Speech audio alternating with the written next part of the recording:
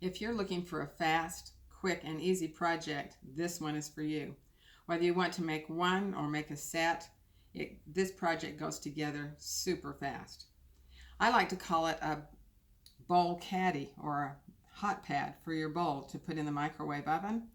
You put your bowl in the microwave and your hot pad is right there to pull it out of the microwave.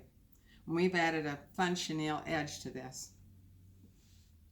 Now what you need for this project is 10-inch squares. You may have a few left over from a layer cake that you want to use, or you can make a set. So these are just 10-inch squares. I'm using some Riley Blake fun prints. In fact, I got this idea from a tutorial Riley Blake did for Missouri Star, and I just couldn't wait to add this soft chenille edge to the project. So I have two 10-inch squares and one 10-inch square of a needle punched cotton batting. This has to be 100% cotton batting. You don't want to use anything, everything that goes in the microwave has to be 100% cotton. In addition, for your project, you will need a roll of Chenille-It blooming bias. We're using the 5/8 inch width so that we can finish the edge of the hot pad. And we'll use probably about a generous 4-yard piece of this 40-yard roll. The first step is simply to layer your 3 pieces. I've got right side down on the table of one print, a layer of the needle punch cotton batting, and then my top layer. This is going to be my outside print. The first thing you need to do is just stitch 1/4 inch away from the edge all the way around this piece.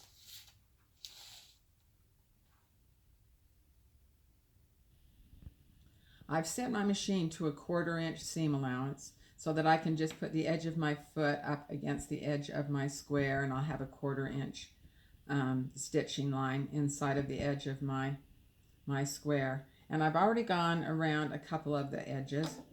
I am quickly going to just stitch.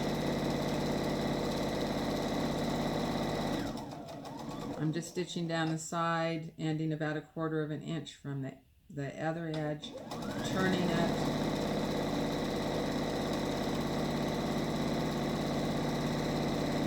until all 4 of my edges are stitched down. Now my sandwich is all stitched together. All the edges of my square have been stitched down a 1/4 inch from the edge, and now I'm going to put darts in the middle of each of these sides, and that is what's going to give me a bowl shape. So I'll just fold it in half.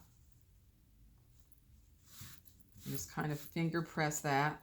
I'm going to take it over to the machine and do about a 3/4 inch dart. Doesn't have to be exact, but you want a generous size dart that just goes. I'm just going 2 inches down that fold and trim my threads. Flip it around on the other side. I'm going to do another dart on the opposite side. I'm kind of lining it up just with one of my guidelines on my machine. If you want to mark 2 inches down from that edge just so you know where to end that dart, you can certainly do that. That way all of your darts will be the same. I'm just doing it quickly so that you can see how fast this goes together. Fold it in half the other direction. Again, kind of finger press that, bring it over to your machine. 2-inch dart. Trim your threads. I have one more dart to do.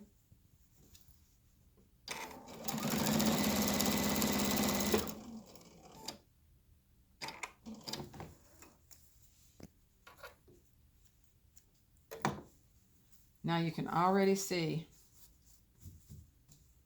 how that's going to come together. You have 2 choices. I have a serger, so I like to just take this over to my serger and serge all 4 of these edges. And just let your dart fold down as you serge that around, and I'll show you what that looks like when it's finished. My square of all The edges of my square are all finished with my serger. If you don't have a serging machine, it doesn't matter. If you don't have a serger, you can simply zigzag that edge. You just need to have those raw edges finished off.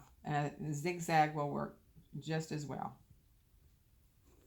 Now we're going to finish the edge with the Chenille-It Blooming Bias. I like to start from the wrong side, which is going to be the inside of my bowl. And I'm just going to lay this down so that the Chenille-It, let me fold this back so you can see where I am. The edge of my chenille is just maybe 1/8 of an inch beyond my serged edge. And I'm starting about 1/8 of an inch beyond my corner. Now I'm going to switch my machine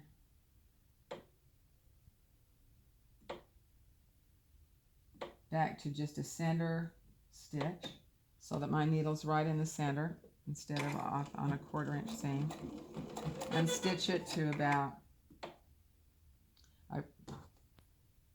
2.5 stitch length. And I'm just stitching down the center of that tape. The first two sides of the inside of my caddy have already been stitched. Now you can see that when I end about 1/8 of an inch beyond the next edge, so that I can take this 2 layers, line that up with that corner. That's how easy it is to do a corner. Again, I'm just stitching down the center, and as I work along this edge, I'm working maybe every 2 or 3 inches at a time so that I can lift that up and see that it's 1/8 of an inch beyond the edge. I want to make sure that I'm beyond the edge as I'm stitching down the center of that tape.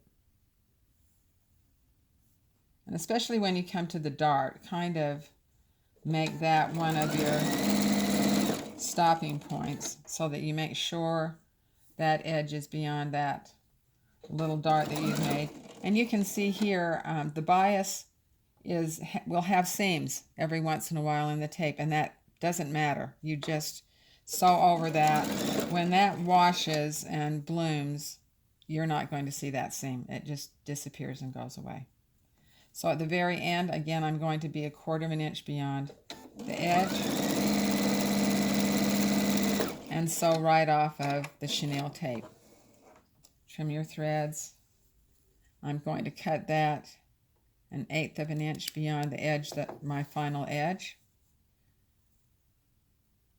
so that I can line this up with my corner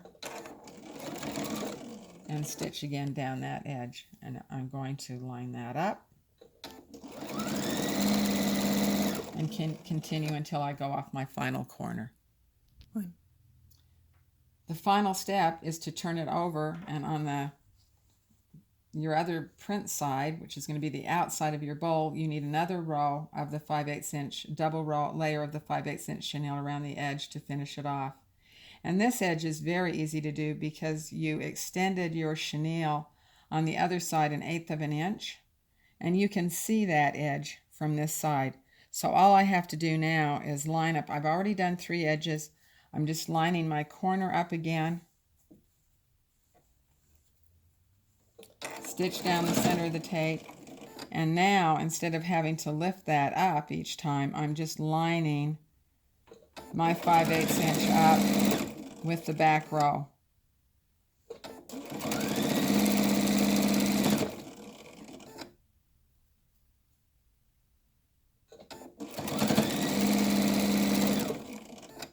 And I come down to the corner,